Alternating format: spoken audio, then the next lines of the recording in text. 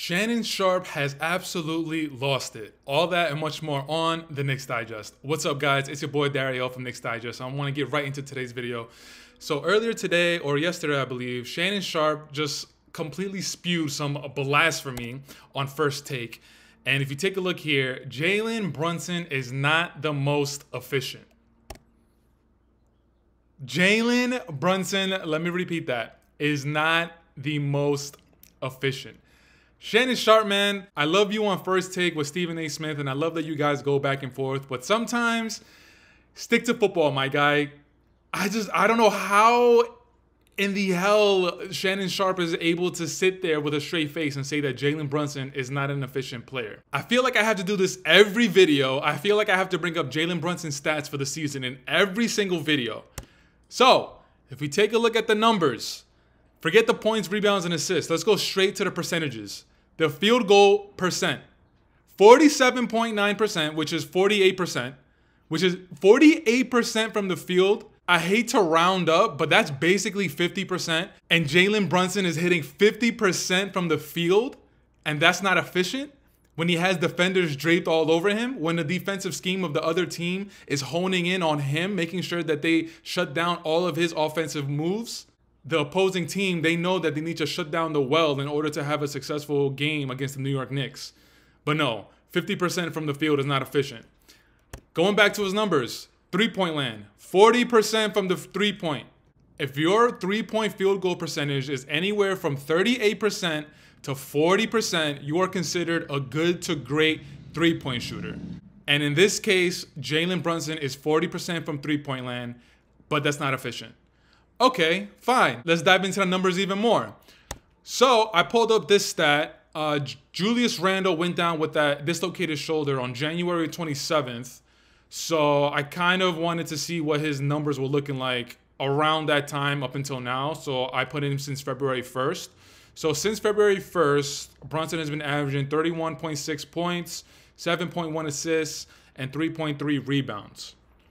Now, I know those numbers are not showing you the percentages from the regular field goal and also from three-point land. But of course, you know I brought those numbers up. And you know what? To make things a little bit easier, I'm going to go straight down the list for regular field goal percentage. Let's go through all those first. Regular field goal percentage, and then I'll go back all the way to the top and we'll go through the three-point field goal percentage. So let's go back to the list, and I'm going to pick up February 10th against the Indiana Pacers. So we're just looking at the regular field goal percentage. So that one was 14 of 25, 56%. The game after that against Houston, 10 of 25, 40%. And then Orlando, 11 of 21, 52.5%. The game against Philly, this one isn't great, 5 of 18, 27.8%. But okay, this is the first dud that he's had in how many games? 1, 2, 3, 4, 5, 6, in 7 games. Okay, then the game after that, we got Boston, 12 of 25, 48%. 11 of 26, 42.3, 11 of 25, 44%. And then this game, the game against Cleveland, where he literally played 1 minute because it was right after the jump ball where somebody collided into his knee, and I think it hit his peroneal nerve or something like that. So he was in and out. Knicks fans, we were holding our breaths. Thankfully, nothing crazy happened. So let's go to the game after that. 11 of 19, 58%. 6 of 22, not great, 27.3. So that's only his second dud of the list that I just ran through. 7 of 12, 58.3%. 14 of 30, 46%. 17 of 28, 60%. 12 of 25, 48%. 11 of 23, 47.8. 7 of 24, 29.2, not great. 10 of 20, 50%. Shannon Sharpe, I don't know what you're talking about. I really do hope that you watch this video, and to be calling Jalen Brunson not an efficient player is absolute, from the words of Stephen A. Smith, his partner in crime, blasphemy. It is absolutely blasphemous that Shannon Sharpe would sit up there on national television and say a bold-faced lie. Now, I do have to say, maybe I could cut him some slack because I didn't actually see the segment. So I don't know if Shannon Sharpe was saying that he's not efficient specifically just from the three-point land, or if Shannon Sharpe was saying that he's not efficient in general, including the regular field goal percentages. But if it was in general, then this guy needs to be examined. He needs to be drug tested like Stephen A. Smith, because Jalen, I just gave you all the numbers, and I think right now, freestyling, going through the list in my head, I think I gave you 3 duds. 3 duds, and they were around 27, 28%. And the rest was around 42% and above. 42% regular field goal percentage For an NBA player, that's amazing. And let alone, he had a lot of games where he was really closer to the 50% range for field goal percentage. Again, knocking down 50% of your shots in a game is absolutely ridiculous. When you have the best athletes in the world, when you have supposedly the best coaches in the world devising a defensive scheme to shut Jalen Brunson down, and he's able to still get off his shot. Now I'm going to go back to the top of the list, and we're going to look at the three-point field goal percentage. Like I said earlier, the greatest shooter of all time, his name is Stephen Wardell Curry. Jalen Brunson is not that. So, going to the top of this list, reading the three-point field goal percentage, I'm sure we're going to see maybe more than a few duds, but you got to keep in mind, that's not necessarily Jalen Brunson's game. That's absolutely one thing that he could go into the summer and work on. Hopefully he does. Depending on how these playoffs look like, maybe teams are going to try and dare him to shoot from the three-point line. So maybe that's something Jalen Brunson might have to take into account for this upcoming summer and offseason workouts. But going back to the list, so we're going to start all the way at the top. Three-point field goal percentage. The first one was 1 of 6, 16%. The next game against the LA Lakers, February 3rd, 1 of 6, 16% again. And then after that, we got Memphis, 1 of 4, 25%. After that, Indiana, 1 of 5, 20%. After that, Houston, 2 of 6, 33%. Okay, so for the first 1, 2, 3, 4, 5, the first 5 games, not great. But then we got the game against Orlando where he was 5 of 8, which is 62.5%. That's a really good mark for Jalen Brunson. Again, someone who's not known as a three-point shooter, a three-point knockdown. After that, we got the game against Philly where he was 0 of 4. Not great at all. Just getting an absolute donut for any amount of field goal attempts that you got. If it's regular or three-point, it's not great at all. After that, we got 4 of 9, which is 44.5%. After that, we got 3 of 11, 27.3%. After that, we got 4 of 7, 57.1%. And then we got the game against Cleveland where he was only in for like 1 minute. And in that 1 minute, he did not take a three-point field goal attempt. And the game after Cleveland, we were playing against Orlando, 4 of 7, 57.1%. And then 1 of 9, 11%. 4 of 8, 50%. 2 of 10, 20. 5 of 10, 50%. 3 of 9, 33.3%. 2 of 7, 28.6%. 3 of 4, 75%. 3 of 7, 42.9%. So again, going through this list right now with you guys, talking about Shannon Sharpe's absolute blasphemy of a take. Those numbers, it's really up and down. You got games where he's in the low teens. You got games where he's shooting 50%. You got games where he's shooting 62%. It's really up and down, and that's definitely something that Jalen Brunson is going to have to take into account. Go into the summer, go into the offseason workouts, and I think he has to really specifically devise workout plans to build his three-point shooting game up. I like to call myself a realist. I like to call myself a fair person. So if Shannon Sharpe was specifically talking about his three-point field goal percentage, because once again, I was not able to watch that segment, but if Shannon Sharpe was talking about the three-point field goal percentage specifically, then maybe Shannon Sharpe has a point. But if Shannon Sharpe was talking about in general, I am not sure that Shannon Sharpe deserves to be on that seat next to Stephen A. Smith on the First Take television show. I think Shannon Sharpe needs to go back into the stats, go back into the game logs, look at Jalen Brunson's field goal percentage from both the regular field goal percentage and three-point field goal percentage. Because Jalen Brunson, going into these playoffs, Jalen Brunson right now, I think might be the second or third best player in the playoffs. Because if we take a look at this, Giannis is going to be out for maybe half of the first round with that calf injury. Joel Embiid is still recovering from that knee surgery. And Joel Embiid, honestly, he's been really shaky. There's been instances where it seems like he's about to get injured again.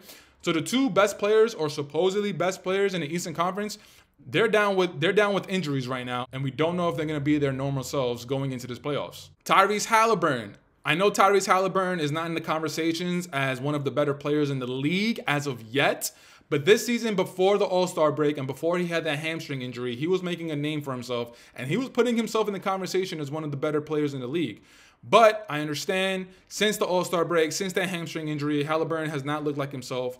But by me bringing him up, I'm just bringing up another quality type of player that's in this Eastern Conference playoffs to bring in the conversation of the better players in this playoffs. And Jalen Brunson, in my opinion, is better than Halliburton. And if Giannis and Embiid, if they're not healthy, Jalen Brunson 100% just vaults over them as far as being one of the better players in the Eastern Conference in these upcoming playoffs. Of course, we got to talk about Boston. They got the duo of Jason Tatum and Jaylen Brown. The best player on that team is Jason Tatum. In my opinion, Jason Tatum is definitely one of the better players in the league. He's probably in the top 5, closer to 4 or 5 range, if you're asking me personally. But as far as Eastern Conference, you undoubtedly have to have Jason Tatum on that list as one of the better players in the Eastern Conference. So as far as right now, Jason Tatum might be one spot ahead of Jalen Brunson for being one of, if not the best player in the Eastern Conference going into these playoffs. Again, not everybody's healthy. Not everybody has had a great season. Speaking of everybody not having a great season, Damian Lillard. Since Giannis Antetokounmpo is out with that calf injury, and we're not going to see him for probably the first half of the first round, Damian Lillard is going to have to carry the burden offensively and trying to get the Milwaukee Bucks past the first round. And Damian Lillard this season has not looked like his old Dame time self. In my opinion, Jalen Brunson has had a better season than Damian Lillard. So Jalen Brunson, put him a spot ahead of Damian Lillard. I already mentioned Giannis, Embiid, Dame. I mentioned 3 all-star, all-NBA caliber type players, and Jalen Brunson, in my opinion, has had a better season. And going into these playoffs, he's in an amazing offensive groove, scoring his 60 points against the San Antonio Spurs and Victor Wembanyama, having I don't know, 7 straight 30-point games, dropping a couple of 40 burger balls in there. Jalen Brunson is on another level. Going into these playoffs, I have the utmost confidence in whoever we play, Philadelphia 76ers or the Miami Heat.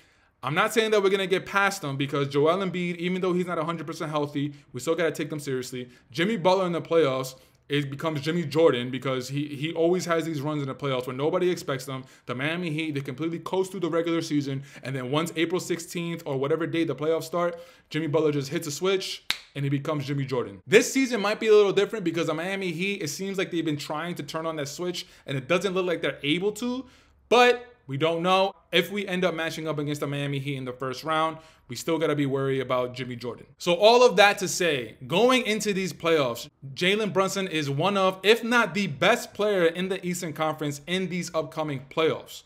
I've already talked about the offensive groove that he's in going into these playoffs.